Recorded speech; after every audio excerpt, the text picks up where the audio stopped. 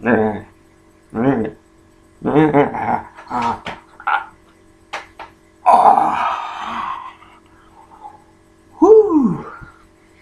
That was good. Sorry, I was just getting off on something, and you'll find out why. Hello folks, shintigercurl here, that dude in the straw hat, bringing you yet another wrestling video. You're probably wondering to yourself, is there a pay-per-view on tonight? I don't see any on the WWE network, and WrestleMania is not tonight. Well, you're right, there is no WWE pay-per-view tonight. Instead, we have an ROH pay-per-view, yes. I figured now would be a good time for me to actually do a video about Ring of Honor wrestling. For those of you who are uninitiated, Ring of Honor, or ROH, celebrated its 13th anniversary tonight. If you haven't heard of Ring of Honor, they are pretty much an indie promotion that, well, pretty much everyone that is famous right now in professional wrestling has either worked for or got their start in Ring of Honor. Your Daniel Bryans, your Cesaros, CM Punks, Samoa Joes, AJ Styles, Matt Hardy for a few months at a time, the Young Bucks, who else? Let's see, of course, Kevin Owens, Sami Zayn, Adrian Neville, and the list goes on and on. Basically, it's a venue that fosters professional wrestling on a competitive level, and they do a lot of cross promotions, particularly with New Japan Pro Wrestling. So if you go online and see some of the shows, see some of the older matches, you can see a young Daniel Bryan before he took the goat face. You can see a younger, slimmer Samoa Joe, and you will see a young CM Punk doing what CM Punk does best, be the best in the world. So tonight is the 13th anniversary show. They hold it every year to signify the beginning of ROH. Now, keep in mind, I am not a devout follower of ROH because I can't watch it. I used to be able to watch it on Fox Sports on cable, but unfortunately the TV deal went through, so I wasn't able to watch it. I still try to keep up with it as much as possible, but if I make a few mistakes, that's because this is the first ROH pay-per-view that I've watched since Final Battle 2010, and I wasn't going to miss that one. So, going by a list here, let's go through the matches. First match, Cedric Alexander versus Matt Seidel, who many of you might know as Evan Bourne. This is where he went. This was a good opener match. It really shows off that Seidel has really expanded his repertoire, and Cedric Alexander is also a great talent. This is my first time seeing him, so he shows a lot of promise. I can't give you a play-by-play of most of these matches because they do a lot of shit in these matches that I can't really accurately describe to you. So all I can say is you're going to have to watch them for yourself, because some of these spots and moves defy description. But anyway, Matt Seidel pulls out the victory with Cedric Alexander kind of depressed afterwards. Next up, Moose with Stokely Hathaway and Velda Scott versus Mark Briscoe, the brother of ROH World Champion Jay Briscoe. This is my first time seeing Moose, who used to be a professional football player, and apparently played for a lot of teams, including the Patriots, and was one of the best linebackers in the business, and has made a transition into the world of professional wrestling.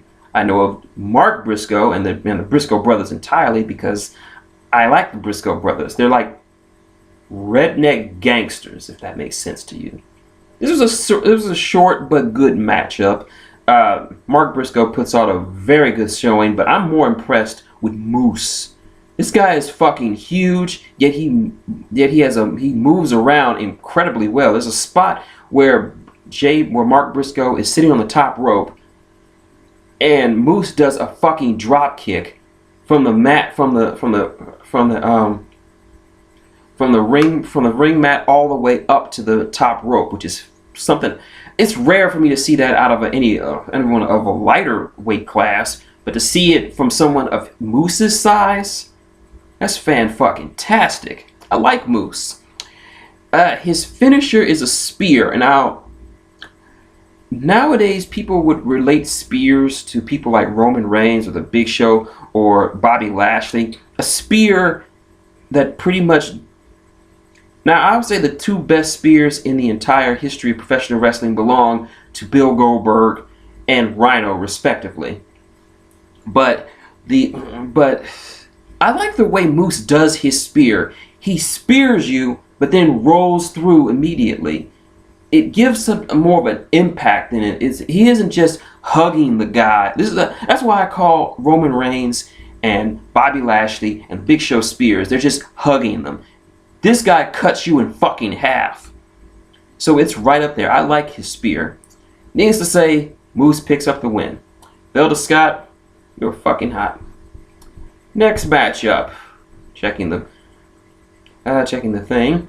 The Kingdom, which is the tag team of Mike Bennett and Matt Taven, take on The Addiction, aka Bad Influence, the team of Christopher Daniels and Frankie Kazarian, and representing the Bullet Club, Carl Anderson, the New Japan Pro Wrestling Champions, Machine Gun Carl Anderson, and Doc Gallows, is what I would like to say. Unfortunately, because of some travel issues, Doc Gallows wasn't able to be at Las Vegas tonight. So Carl Anderson decides to just go in there and beat the shit out of all these guys by himself. If you are not familiar with the Bullet Club and Carl Anderson, watch some Ring of Honor or New Japan Pro Wrestling stuff. The Bullet Club is like the biggest heel stable in wrestling today, bar none. Screw the Authority, screw the Revolution, and of course, screw the Beatdown Clan. The Bullet Club. Think of them like a mix between the NWO and DX. And Carl Anderson is its second generation leader. You might know of the first generation leader of the Bullet Club, one Mr. Prince Devitt, now known as Finn Balor. But anyway, this was a good enough tag team match. It makes you wonder how good it would have been if Doc Gallows, aka Luke Gallows, aka Doc from the Aces and Eights, aka Festus of Jesse and Festus fame, would have been if he was in this match. Him and Carl Anderson make a magnificent team, and you can see why they're the New Japan Pro Wrestling Champions. It was a very back and forth matchup, but in the end, the Kingdom came out on top. It was a very good match. I might be going out of order. Next up, in a singles grudge match, B.J. Whitmire with Adam Page and Jimmy Jacobs take on the Messiah of the Backbreaker, Roderick Strong. I'm very well familiar with who Roderick Strong is. I enjoyed his match. Remember when I said that Final Battle 2010 was my last ROH pay-per-view I've ever watched? Well, his match with Davey Richards was fan-fucking-tastic. 60 minutes. There's a reason why they call this guy the Messiah of the Backbreaker. He has like 300 different variations of the Backbreaker. So even though I don't know much about the feud between these two, this was a good enough match that even as sort of a newbie as myself, you could see and come in and be entertained. In the end, it was a fantastic finisher from Roderick that picked up the win. Next up, we have the ODB with Mark Briscoe versus Marina Kanellis with Michael Bennett. For those of you from TNA already know who ODB is. She is one of the defining members of the Knockouts division for TNA. She has recently jumped ship to ROH. Maria Kanellis, as you might remember, was Maria from WWE, who is now as a personal valet to the Kingdom, most particularly her husband, Michael Bennett. Now, this was a shenanigans-filled match. It was just all over the place. I'm not going to say this was a bad match, because some of the spots were not spots you would see in a women's wrestling match, But it's certainly the weakest of the matches on tonight. Not to say it's the worst, just the weakest. ODB picks up the win, rightfully so. Next up, ACH versus AJ Styles. Now, if you don't know who the hell AJ Styles is, you need to shut this video off, turn in your man card, and stop watching professional wrestling. Now, there are a lot of wrestlers in professional wrestling that make the claim of being the best in the world. But when it's said about AJ Styles, you damn sure are gonna believe it, because he is the best wrestler in the world, bar none. I can think of only a handful of wrestlers in any brand that can come close to being the level of AJ Styles when he's in the ring. He tears it up when he's in the ring. The man that built the house that TNA was moved into. TNA's first ever Triple Crown champion, its first ever Grand Slam champion, multi-time world champion, and current New Japan Pro Wrestling heavyweight champion. And they don't give those titles away in New Japan just to any dumb motherfucker. You gotta be on your game. You gotta be the top of the tops. And AJ Styles is that. Now, I've heard a lot, as for his opponent, I've heard a lot about ACH. I've been hearing a lot of good buzz about this kid, but I've never actually seen a full match of it. That buzz was right. ACH is motherfucking good. And I'm not just saying this because he's from Texas. The kid went move per move with AJ Styles, and a lot of people can't say that. So I feel like this is the present versus the future. ACH has the potential to be the next generation, the new generation's AJ Styles. He is that talented. But despite his talent, he was still not ready to go over on AJ Styles, picking up a win for the Bullet Club. That's right, AJ is a member of the Bullet Club. Next matchup, we have Red Dragon, the team of Bobby Fish and Kyle O'Reilly, with Shania Baszler. If I'm not pronouncing her name right, please forgive me.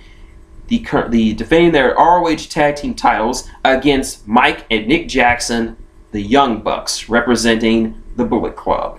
If you've never heard, now I first heard of Red Dragon at Wrestle Kingdom 9 about a month ago. It's my first time seeing them, and I was very well impressed with what I saw. I'm very well aware of who the Young Bucks are from their stints in both ROH as well as in TNA when they were ridiculously named Generation Me. No. Regardless, they've been feuding back and forth all year long. This was a fucking amazing match. Amazing.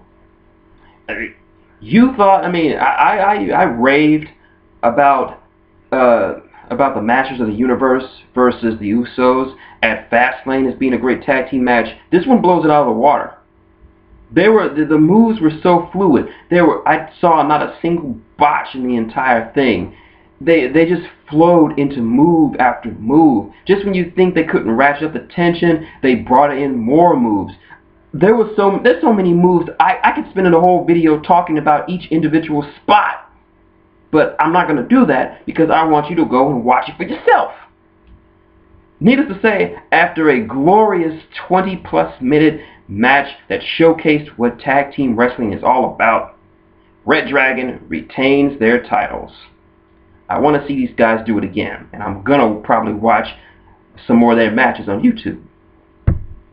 Next matchup, for the ROH World Television Championship, representing the House of Truth, champion Jay Lethal with Jay Diesel and Truth Martini ringside, defends against Alberto El Patron, or as you might know him better as Alberto Del Rio. Now, I will say Alberto Del Rio is probably the most well-known Mexican wrestler right now today because he's been pretty much everywhere. He is currently the AAA World Champion. He appeared on Lucha Underground, and now he's doing an event for ROH, which he's a signed member of. So WWE kind of fucked up with him. Not that I blame him for leaving.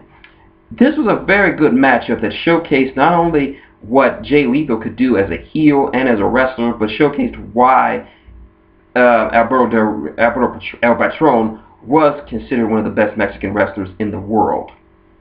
There was a lot of shenanigans and interference from the House of Truth, but that's just heel being a heel. And Jay wins the match with his lethal injection, which is, you have to see it for yourself. And now for the main event. A four-corner survival match for the ROH World Title. But before this happens, we get a visit from an ROH alumnus.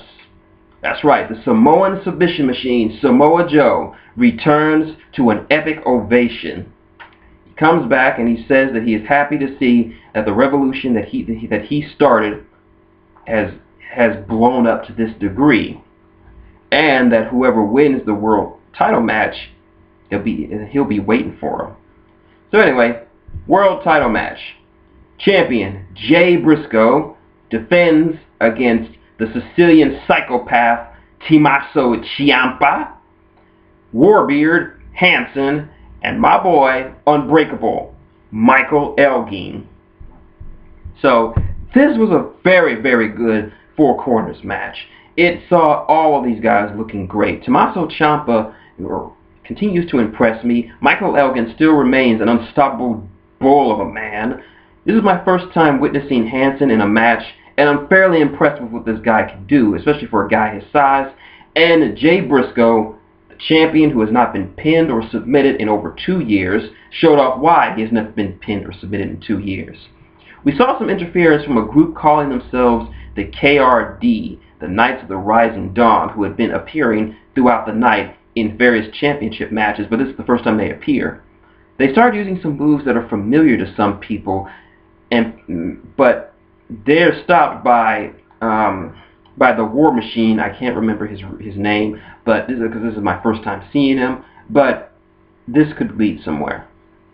Anyway, it gets to the point where the ref suffers a bump.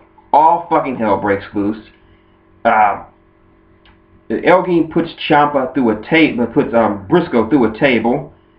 Then he prepares to bash him in the head with a steel chair when Nigel McGuinness, aka Desmond Wolfe from TNA, who leaves the commentator's booth to stop him from hurting people with a steel chair. But then Elgin prepares to destroy his ass, but he is saved by Tommaso Ciampa. Then something goes on. The finish happens. What is it? Hansen hits, I think, Ciampa with a roundhouse kick or something, and then he gets pulled out of the ring by Elgin, and Jay Briscoe picks up the win out of nowhere. So there's that. It was a very good match. I liked it. But then Samoa Joe comes in the ring and promptly threatens him and says, "Hey, I'm coming for you, Jay Briscoe." Overall, if you're looking for an alternative to the WWE, this was a good one. If you didn't like Fastlane, then watch this pay-per-view. It was amazing to watch. It showcased why ROH is considered a wrestling brand and not sports entertainment, because you saw a lot of wrestling and such. So watch it, even if you're not, even if you're interested on where all these amazing wrestlers from WWE and TNA come from. Watch this show and watch subsequent shows. It's a great little promotion. It's not trying to compete with the WWE. It's giving you an alternative, which it should do. So that's it for me. If you like what you see, like, comment, subscribe below. Got any questions or comments or discussions? Leave a comment below. So until next time, shintigercurl, that dude in the straw hat, saying good night and reach for the sky, boy.